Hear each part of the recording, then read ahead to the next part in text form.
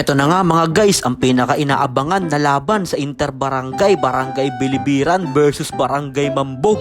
Dahil nag-post na nga dito ang Barangay Bilibiran na mag-ready na daw si San Pedro Laguna dahil papunta na ang bagyong Bilibiran. Kaya mas lalong naging kaabang-abang ang papalapit na laban nitong dalawang team na to sa Friday na yan mga guys. Ayan no, main event 9 PM Barangay Mambog versus Barangay Bilibiran. Kaya mamili na kayo kung saang manok ba kayo lalagay, dito ba sa kaliwa ko na si J-Ban San Pedro Laguna, o di kaya ay dito naman sa kanan ko ang bagong challenger na susubok, Jeff Arbuliente aka Bagyong Bilibiran. Kaya sama-sama tayong mag-abang at manood nitong napakagandang laban na to sa Biyernes 9 PM. Kaya samahan nyo muna ako dito sa akin trip. Let's go!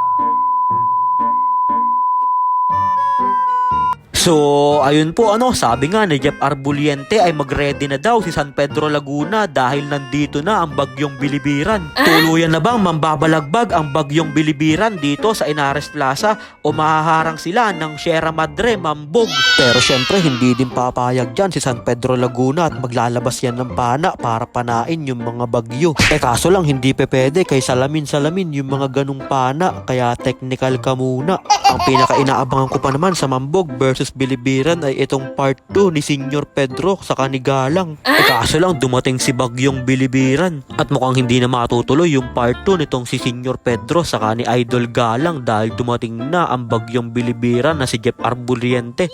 At ready na nga daw siya ilagan yung mga lucky punch ni J-Ban Amores San Pedro. Kondisyon na si Idol. Kaso lang kondisyon din si J-Ban Amores ng Barangay Mambog, kaya pakinggan muna natin kung ano bang sinabi dito ni Idol. San Pedro Laguna! Waiting mo ako, dito na Bagyong Bilibiran! May bagyo raw. May bagyong Bilibiran.